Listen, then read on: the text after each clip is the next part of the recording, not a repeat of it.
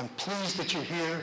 We have an exciting speaker today, but I'm not going to introduce the speaker. Councilmember Ray DuBose is going to introduce our speaker, and I'm sure that you're going to have a very interesting and informative talk today.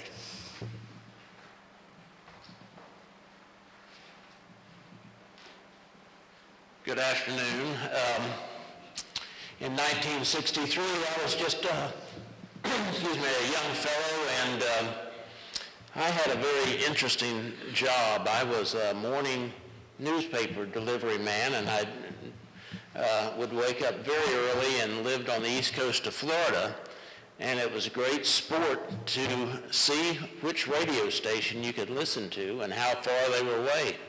And quite often we would listen to the Nashville radio station along with some from Chicago and New York when the Cuban radio stations weren't overriding them. Our guest today is Don Whitehead, who is originally from Indiana and was convinced to attend college in Nashville, and has a very interesting story to tell about his lifetime spent in radio, a lifetime that he did not intend on spending in radio, but was convinced to do, and has been very successful and has some very interesting stories to tell, and quite a variety of people that he's interviewed. So please help me welcome Don Whitehead.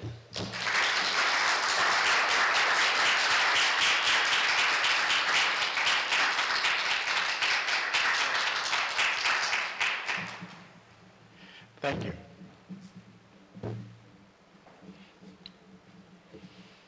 I was asked to give about a 20-minute speech. And if I stood up here and told you about WLAC and myself, it'd take approximately about close to a year. But anyway, the gentleman that just introduced me, he's the responsible person for all this. And I was quietly at home, minding my own business, and I had no idea that this was going to happen. But it did, and I had some coins, and I was talking to my pastor, Pastor Roach, and told him, I said, I got these coins that was given to me by my sister. I wanted to find out the value of them. And Pastor Roach told me he had a friend that he could send me to, and that was the jewelry store there. And when I went down and talked to him, I showed him the coins, and he talked to me, and I explained to him who I was, so he wouldn't think that I was somebody just off the streets with these coins. And he said, well, I have someone that I'm going to call and let them know about these coins. They can tell you how much they're worth, too. And I gave him my phone number, and that's what happened. I didn't know he was the chairman. I didn't know he was on the board of the directors at the library. So he called Dave. He told Dave about me, and I get a phone call from Dave, and then that's how I started. That's how I got here. But anyway, I'm going to say that it's good to be here. Dave, thanks for the invite, and all the people that are here today. Appreciate your coming. And I'm going to tell you some things about Don Whitehead and WLAC.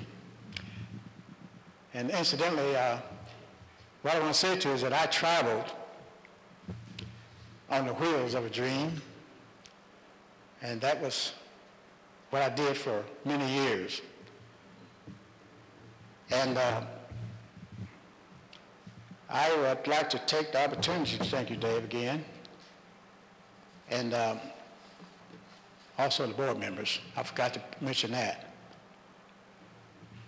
So I was born in a small town called Richmond, Indiana. And that town was just about the size of Noonan. And we had one high school. But I think that we were just maybe about, might have been just a little bit larger than Noonan, but it was like Noonan back then. And we all went to school, high school. Black and white went to same schools at that time. And we only had one high school. So we all went to that high school, and that's what happened when I went to school and I graduated from Richmond Senior High School. And I enrolled in Indiana University Extension at night to do some night courses. So anyway, I went on, and as I was doing my work at the college, I became interested in drama. Well, when I was a little kid, about, say, 3 years old or so, my sister, she was my oldest sister, and she taught school, and she took me to her senior class play. And I saw that play, and I was just really terrified. I just enjoyed that so much. I didn't know what to do. I was 3 years old. And I saw that play, and that stuck with me the whole time. Stuck with me until I became an adult. So I was the sixth child in the family. I was 7. I was the baby for 10 years. And after 10 years, my brother came. And I know that was an accident. But I started doing drama with the kids at the community center in my hometown in my spare time. And my friend was also helping me. And we do little plays at this community center. And I found out that the plays were very interesting to the people in town. But our last play, well, it was my last play that I did, I got called in by our family doctor's wife. And her name was Dorothy Smith. And she sent one of the kids backstage to tell me she wanted to see me. So I went out. I thought she just wanted me to say she enjoyed the production and that sort of thing. But she said, look, I want you to come down to the office tomorrow. I want to talk to you. So I didn't know what she wanted. So I did. I went down to the office, and she told me, she said, look, you have some talent. And I called Tennessee State University. Dr. Thomas E. Poe, my teacher. She had graduated from Tennessee State. I didn't know that. And she said, I want you to talk to him because you have to leave town. Now I'm thinking, she's going to make me leave my own hometown. And she put Dr. Poe on the phone, and I talked with him, and he said, I hear you're writing some plays up there, and you got the talent to do that. And I'd like for you to come on down to Tennessee State. I didn't say, thank you, Dr. Poe, but I'm not coming south. I didn't say that. I just listened to him. And when we got through talking, I told Mrs. Smith, I said, Mrs. Smith, thank you very much, but I'm staying at home. I'm not going anywhere. Back then you look on television and you would see all the riots and all the water hoses and everything was going on through the South, and I'm going to leave and go down south. That didn't fit well. And incidentally, back then, my hometown back then, white and black went to school together. But when school let out, we were separate. And we didn't sit in the movies together. They had a little section for minorities, and we sit up in a little section. And then we couldn't go to the restaurants to eat. That was out. And they had a big pool in the park, but we weren't allowed to swim in the pool. We had to swim in the river. So we did. We didn't think about it. We went on swimming in the river and had a good time. So that's where it was in my hometown back then. But Mrs. Smith got interested in pushing me on down to Nashville.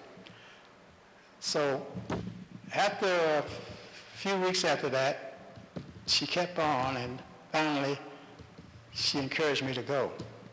So I left Nashville. I left Richmond, Indiana for Nashville. And that's, like I said, traveling on the wheels of a dream. Driving down towards Nashville, I was a little bit leery about that. When I got to Kentucky, I said, I filled up with gas, and I said, I think I'm going to turn around and go back to Indiana. And I was thinking about that.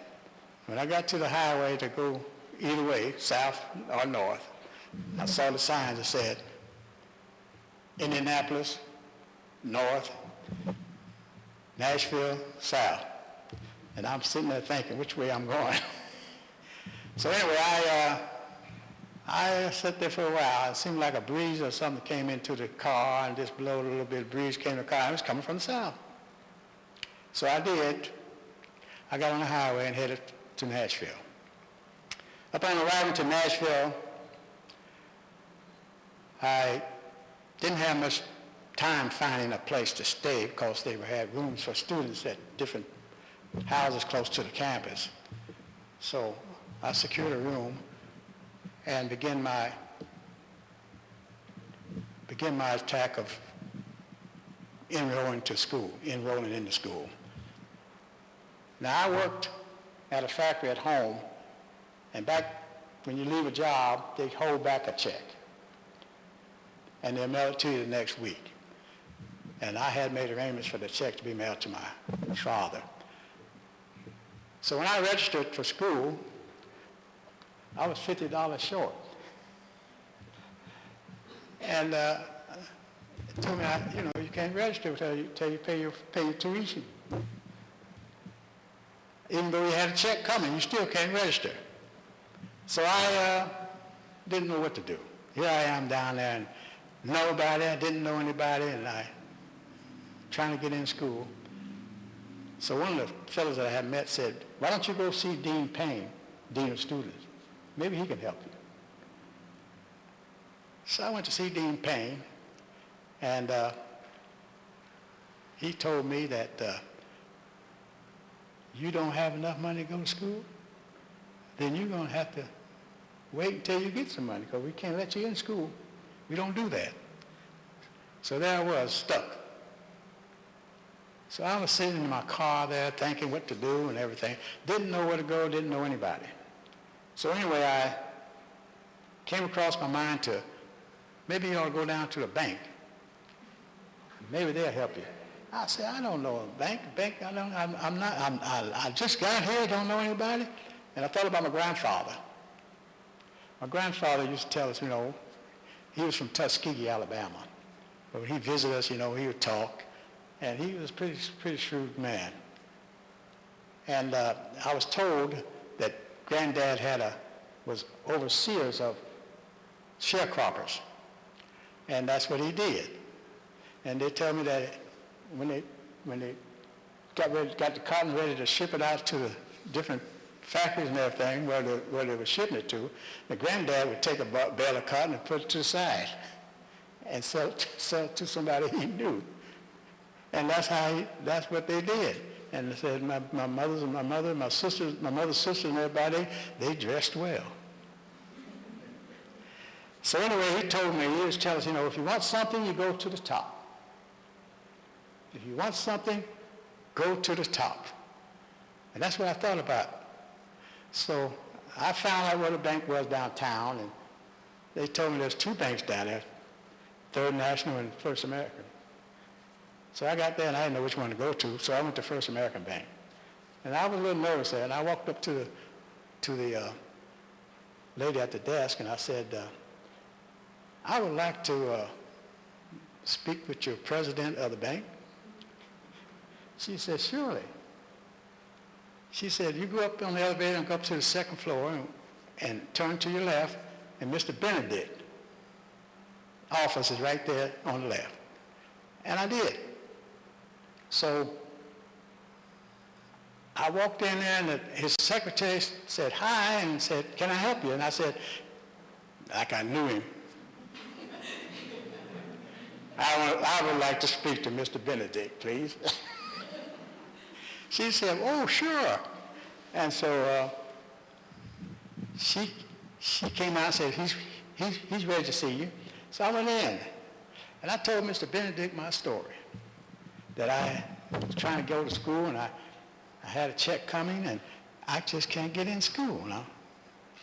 So he said, wait a minute. He called downstairs and had one of his officers come up to the room, to his office, and told that officer, says, look, take him downstairs, and back then they called it a 90-day loan, and give him a 90-day loan for $90. I didn't know what to do. So I enrolled in school, got started in school, and things started rolling along pretty good. And I met Dr. Poe finally, and I had a nice talk with him. So now, as I was studying my lessons through school, it seemed to catch me and turn me around. I became a Southerner. We didn't, you know, I never did see so many students, black students, in all my life. And I never had a black school teacher. But down there at Tennessee State University, black school teachers, black students. And I became in the crowd there. So on Saturdays, after school, we had school on Saturday morning, but and Saturday afternoons, we would march. And the school would go downtown to Woolworths and sit in. Now, I'm from way up in Indiana, and I'm down here in Nashville and join in with the marches. And used to watch it on TV. Now, you know, that's a big change. And going down there and sitting in the Woolworths. I never get arrested there. But they would come in and arrest some of the kids, and that's what we did on the weekends, trying to break down segregation. Well, anyway, went on to finish school and start working on my master's degree. And when I got to the point where I was getting ready to finish up my master work, the tragic thing happened, and Dr. Martin Luther King Jr. was assassinated. And that's when everything just fell apart. During that time, just about a few days after Martin Luther King was assassinated, the WLAC Radio management came to Tennessee State University. I didn't know what had happened back then that caused WLAC to come to Tennessee State University. But I found out later that Dr. McDonald Williams was a teacher in English, and he was on the board of directors at the Nashville YMCA, along with the president and general manager of WLAC, Jim Ward. And they were so close friends. And so the story goes that Jim asked Dr. Williams that they would like to have a student to broadcast the news at WLAC. And so when Jim Ward talked to Dr. Pogue called me in. Now, all those students, he called me in and told me that he wanted me to go to WLAC and talk to them about being a newscaster. And I was sitting there, I said now to myself, Dr. Poe must be losing his mind. I said, now, I'm going to WLAC to be a newscaster. And we didn't study news. We didn't study anything of that nature. Now, I don't know nothing about news. Can't begin to be a newscaster. I don't know anything about it. I'm going to New York, theater. But anyway, he said, I said, Doc, I can't go down there. I can't go down and be a newscaster. He said, go anyway. Anyway, you go. So back then, somebody older person tell you something, you just about did it. You wasn't no ifs and ands about it. You did what they tell you, back then. And that's just the way it was. You couldn't hold your girlfriend's hand walking across campus. Teacher coming along, you had to let her go. That's the way it was. So anyway, I went down to WLAC and met with Jim Ward and the management. And they told me what they wanted. They were looking for a newscaster to broadcast the news. I said, now, I really appreciate the fact that you all are looking for someone. And I said, I was called to come over here, but really, I have other plans. Thank you all very much. I appreciate it. Now, here's the thing, that you look up and you say, this was an act of the good Lord. You didn't have any control of that. They didn't say, thanks for coming. They didn't say, thanks for coming, we appreciate you coming. They said, look, you go back to school and think about it. In a couple of days, once you come back, we want to talk to you again. Between WLAC and Dr. Thomas E. Pogue, I was in the middle. So I went back down and told them the same thing. Thank you. I appreciate it. I'm on my way to New York. And they said the same thing.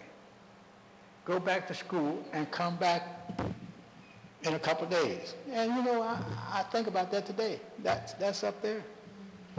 So the third time, I decided that I think I better say yes, because Dr. Pogue was on me. So I said, okay, I will accept this position.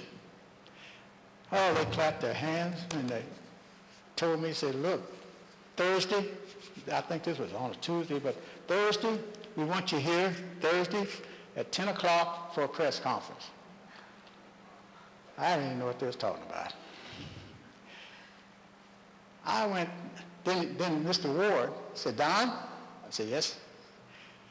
And when you come, put on a tie.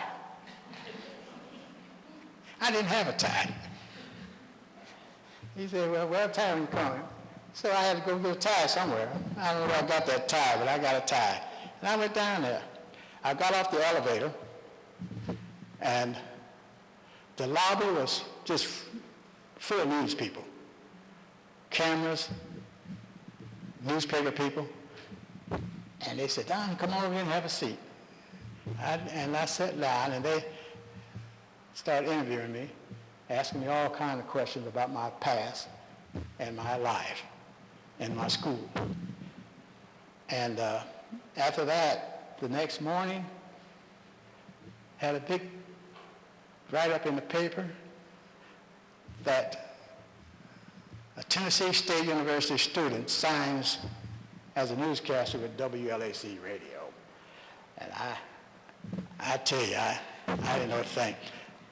Telegrams came from everywhere. Schools, the banks, the mayor's office, sent telegrams. I said, I didn't even know what the devil was going on. I said, hey. So that's how I got started with WLAC Radio. And like I said, traveling on the wheels of a dream.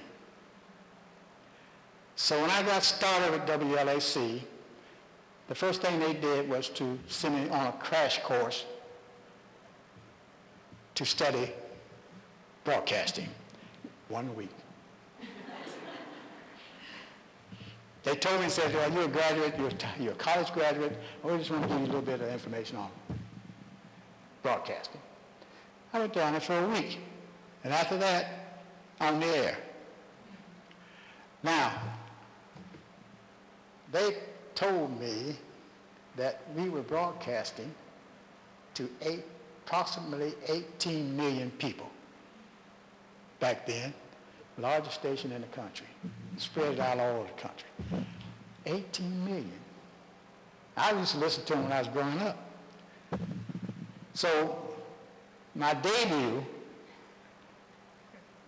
when that red hand went around and got to 12 on the hour, Houseman pointed at me and said, "You're on." I was so nervous, I was so afraid, I didn't know what to do. I had the news in my hand, and when he said, "You're on," I could see all 18 million. The microphone was big as my car. And you know, I could think about my father and my sisters and everybody up in Indiana and all the people listening to me. Oh, come on, I couldn't stand it. And I forgot to turn the mic on. I didn't flip that mic up. I just started reading the news. And the house came around there and reached over my shoulder and flipped the mic up. I kept on reading. I didn't stop. So that's what it was when I started off. And about 30 minutes before news time, in the newsroom, my stomach would start turning and I'd just get tore up. Walking down that hallway to the mic was like walking going down to the death chamber. I was just nervous, just scared. But anyway, after a few weeks on that mic, then E.G. Blackman, which is our boss under Jim Ward, he's older than Jim Ward, but he was our main boss. He called me in his office. They were in a hurry, and they weren't wasting any time. But he called me in his office and sat down with me, and he had a discussion. And he said to me, "Don, it's time now for us to get started on your other assignment. Education is the key." And I'm listening to him, and he said, "And I'm pretty sure you will agree with me that education is the key." And I said, "I do. I believe it. I believe on it, and I believe it." He said, "Now, burning, back then, during the King assassination, cities were being burned and a whole lot of unrest going on. And the station was trying to make an input to help out. So Blackman told me, he said, burning of cities, the burning of cities is not the answer. And it will not educate one child. And he said, "I believe you believe that, don't you?" I said, "Yes, I do." And he said, "We have an obligation at this station, and we're going to try to slow down some of the violence." And he said, "With your broadcast, like I said, to approximately 18 million people, we want you to turn on the lights of the homes where these children live so that they would have a stepping stone to their education, to tell their parents what the schools have to offer. You'll be traveling all over this country to the different schools, minority schools, to talk about their programs and the things that they have to offer to kids." And he said, "Do this, we want you to do this so the children can lift up their dreams for a promising future. You have the power to let the people know. And go now and be extra careful. And that's starting to traveling on the wheels of a dream. My first assignment from Mr. Blackman, he had it all mapped out. Going to send you to Jackson State College, Jackson, Mississippi. Can you imagine that? Jackson, Mississippi, 1968. Driving down to Jackson, Mississippi? Come on. I talked to my buddy Clark Hossman, who played a lot of gospel. I thought, I knew, I didn't know any better. I thought he was kind of a religious. He's an older man, I thought he was religious. He played a lot of gospel. And I said to Hoss, you know what, they're going to send me, I got to go to Mississippi. Will you pray for me? He said, yeah, Don, I'll pray for you. I'll be glad to pray for you. And the night before, I was leaving the next morning. I said, did you pray for me, Hoss? He said, yeah, I prayed for you. He said, the good Lord told me to tell you that he will go with you to Memphis. And when you leave Memphis, you're on your own.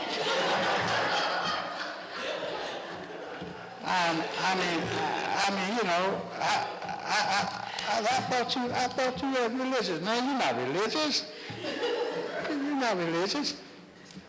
So I left, like I said, down the highway to Mississippi, just like from Indiana going to Nashville.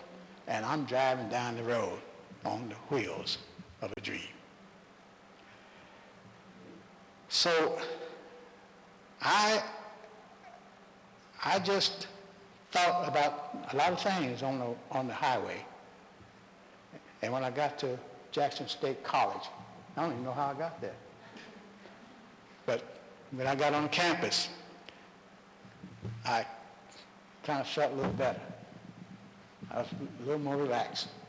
And the students were, oh my gosh, they were so enthused. They had signed autographs and they just happy to have me. And I interviewed a lot of the faculty members talking about what they had to offer. And that's what I was doing on my side jobs. So we have some slides and to show you some of the schools that I've gone to.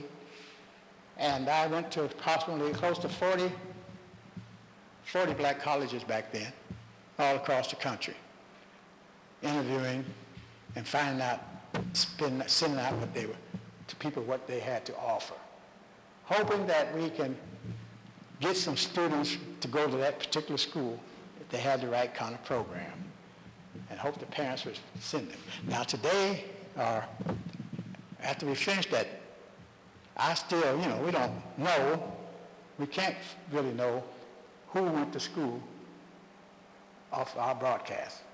All we know is that we sent the word out.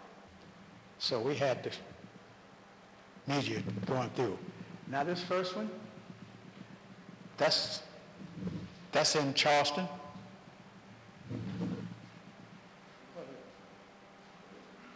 Okay, that's North Carolina State, North Carolina Central, the president of North Carolina Central. And we talked about the school there.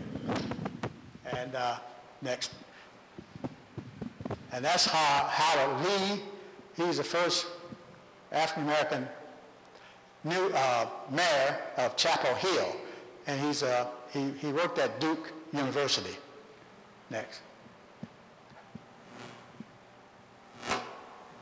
And that's Dean of Students. And his name is J.L. Stewart. And I believe he was at North Carolina Central. These folks were telling me what they had to offer so that the kids out there could find out next and find out what they had to offer. Now this is Alexander, director of the NCC tutoring department, and he's also at North Carolina Central. Okay. That's the Dean of Students at Dillard University down in New Orleans. And he's talking about the school in New Orleans. Now, I was asked which city did I really put above all the rest that I went to, and which ones that I enjoyed. And I told him, I said, well, I tell you what crosses my mind was New Orleans. Down in New Orleans, I said, because everything is in New Orleans. You could be in New Orleans and somebody walk up to you, you don't know what he's saying. You don't know what he's saying. I mean, just right off at the mouth, you don't know what he's saying. And I looked at him and I said, he looks like he's African American. No. and it's all over New Orleans like that. But New Orleans is a beautiful place to go. Next. This is the head of the United Negro College Fund, and that's in New Orleans.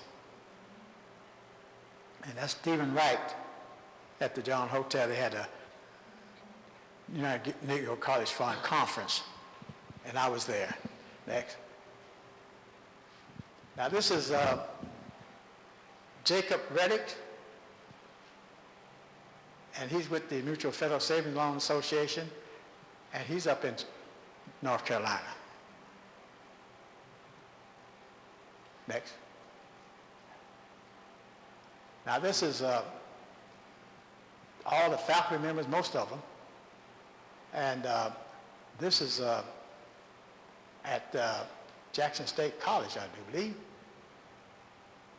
and they're talking about different things at the school, what the school has to offer, and we were interviewing them at the table. Next. Those are students, and that's at Jackson State College. And those are kids that came around and talked to me. Next. And those are student government now, president of students. And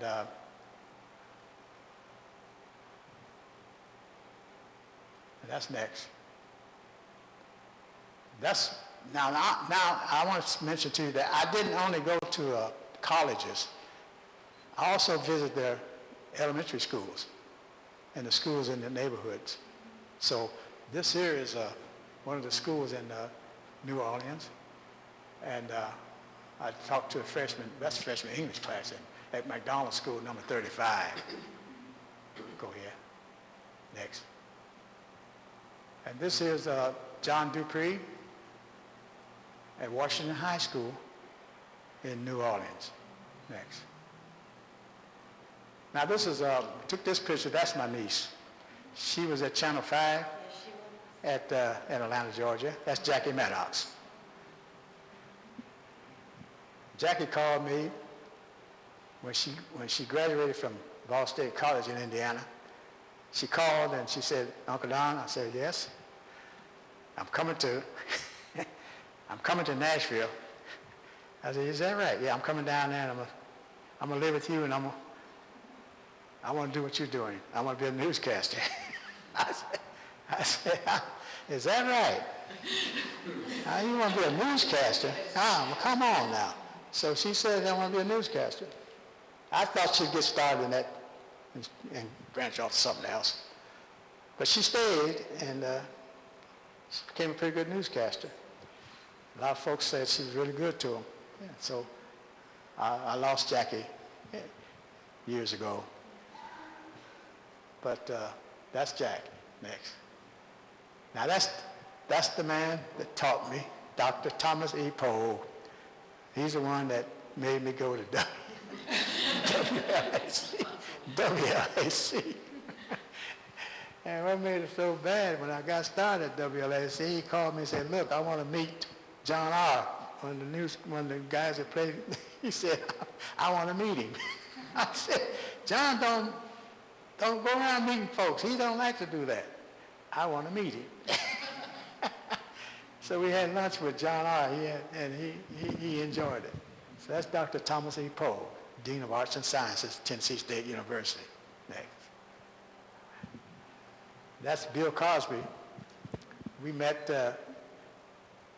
in Nashville at the Black Caucus dinner. Next. That's the key up on that table there to Savannah, Georgia. That's receiving the key to the city, and that's the mayor in Savannah, Georgia. That's when I was at Savannah State College, when I did a story on Savannah State College. Next. And that's Communications Day, Career Day, also at Savannah State College. So you can see different places that I traveled and different things that's going on. And that's the president of Prince Jackson of just Savannah State College. And it goes on and on. And that's up in Chapel Hill, insurance, North Carolina Mutual Insurance Company president. And that's up in Chapel Hill when I was at North Carolina Central. Okay. And that's the mayor again. That's the mayor of Chapel Hill again. Now the man in the middle, that's Mr. Jim Ward, my boss at WLAC Radio. He's there in the middle. And I received an award at the same time he did from the YMCA. And that's something. Next. And these are students at one of the high schools. Next. And that's some more students at the college there. Next. And that's at Virginia Union. And the guy on the left is the public relations director. And that's at Virginia Union. Okay, next. Now that's Nashville. And that's the chief of police. And I'm giving them a check for the youth program they had going on. And the officer on the right, he's over that program. And the guy with the mic is one of our newscasters at the WLAC. Now, the chief there, incidentally, the chief, when I got started at WLAC, the students had a riot on campus. Had traffic coming right through the middle of the campus. It's been like that, even when I was going to school. Traffic coming through there, and it was a factory out there on the other side of school, but the traffic, people going back and forth to work. And you know, you had to wait and go across to the next class over on the other side of the street. And that was just happening all the time. But these new students got tired of that. And they had a riot. They started throwing rocks and just stopping the traffic coming through there. And I'm out there as a newscaster. And I got into it, one of the police officers. And I got arrested. And he was the one that told me to arrest me. And I'm giving him a check for it. Next. And that's more students. I think we're going to call that's good. And that's the way it was. And we traveled, like I said, all over the country. And like I said, traveling on the wheels of a dream. And like I said, going down to Mississippi, had my thoughts. And I said to myself, diplomacy can take the place of unrest. The forces that drive us apart, hope will bring us together. Hope will bring us together. Our future must be determined by WLK, Martin Luther King Jr. assassination. And like I said, education is needed. Not back in 68, not back in 69. It's needed today, right now today. And somebody somewhere need to be out there pushing this thing. Get these kids off the streets and in the schoolhouses, whatever they may be studying to be. But we need to do that here in this country and get things moving in the right direction. Real freedom is hard work. There will always be those who will reject human progress. And I just say thank you all for coming. and may God bless you.